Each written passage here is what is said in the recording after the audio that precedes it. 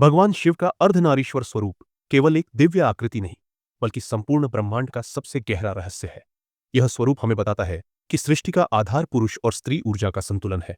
यह केवल शिव और शक्ति का मिलन नहीं, बल्कि यह जीवन और अस्तित्व की सबसे महत्वपूर्ण सीख है। लेकिन क्या आपने कभी सोचा है कि भगवान शिव को ही अर्धनारीश्वर क्यों कहा जाता है?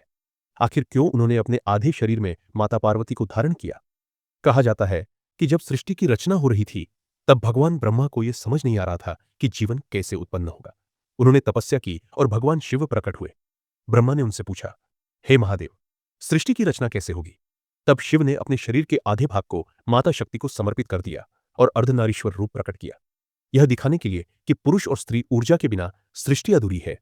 दोनों का संतुलन ही संसार को आगे बढ़ा सकता है। अर्धनारीश्वर स्वरूप हमें यह सिखाता है कि शिव केवल संहार के देव नहीं है, वे सृजन के भी देवता है।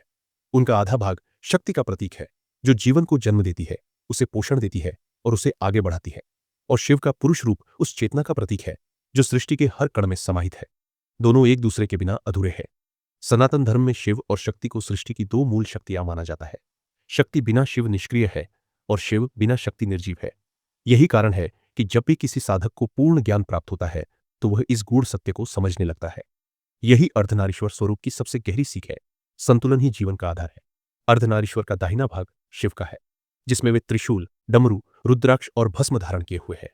यह योग, ध्यान और वैराग्य का प्रतीक है। यह हमें बताता है कि आत्म साक्षात्कार के लिए पुरुष ऊर्जा की जरूरत होती है, जो आत्म संयम और साधना का मार्ग दिखाती है।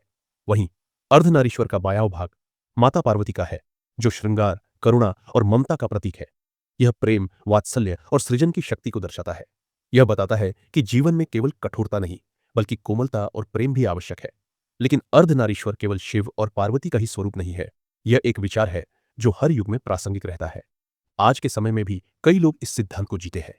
कई आत्मज्ञानी संत और साधक इस संतुलन को अपने भीतर स्थापित कर चुके हैं। वे केवल पुरुष या केवल स्त्री नहीं होते, बल्कि वे दोनों ऊर्जाओं का संतुलन साध चुके होते हैं। यही कारण है कि कुछ महान संतों को देखकर उनके भीतर स्त्री और पुरुष दोनों की झलक दिखाई देती है।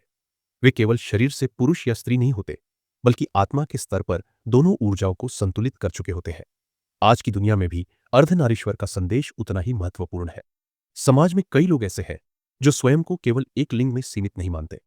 कुछ लोग शरीर से पुरुष होते हुए भी स्त्री के गुणों को धारण करते हैं, और कुछ लोग शरीर से स्त्री होते हुए भी पुरुषों जैसी मानसिक और आध्यात्मिक शक्ति रखते हैं। यही अर्धनारीश्वर का असली रूप है, जहां कोई भेदभाव नहीं, कोई सीमाएं नहीं, बस संतुलन है। अर्धनारीश्वर का सिद्धांत हमें यह भी सिखाता है कि हर व्यक्ति के भीतर दोनों ऊर्जाएं, पुरुष और स्त्री, शिव और शक्ति मौजूद होती है। लेकिन समाज ने हमें हमेशा एक तरफ झुकना सिखाया है। पुरुष को भावनाएं दबाने को कहा जाता है, स्त्रियों को शक्तिशाली बनने से रोका जाता है। लेकिन अर्धनारीश्वर हमें बताता है कि जब तक हम अपने भीतर दोनों ऊर्जाओं का संतुलन नहीं बना लेते, तब तक हम अधूरे हैं। आज जब लोग अपनी पहचान को लेकर संघर्ष कर रहे हैं, तब अर्धनारीश्वर का यह संदेश सबसे ज्यादा जरूरी हो जाता है। यह हमें बताता है कि केवल शरीर की सीमाओं में बंधकर जीना ही सब कुछ नहीं, बल्कि असली पहचान आत्मा की होती है, जो न पुरुष होती है, न स्त्री। जब व्यक्ति इस सत्य को समझ लेता है, तो उसके भीतर की सभी दुविधाएं समाप्त हो जाती हैं। तो अगली बार जब आप भगवान शिव के अर्धनारीश्वर स्वरूप का दर्शन करें, तो इसे केवल एक मूर्ति या चित्र के रूप में न देखें। इसे उस गूढ़ सत्य के रूप में देखें, जो हमें यह सिखाता है कि संसार में हर चीज के पीछे संतुलन का नियम काम करता है। अगर यह ज्ञान आपके मन को छू गया, तो इसे दूसरों के साथ भी साझा करें। सनातन धर्म की महान सीखें सिर्फ किताबों तक सीमित नहीं रहनी चाहिए, बल्कि हमें इन्हें अपने जीवन में अपनाना चाहिए।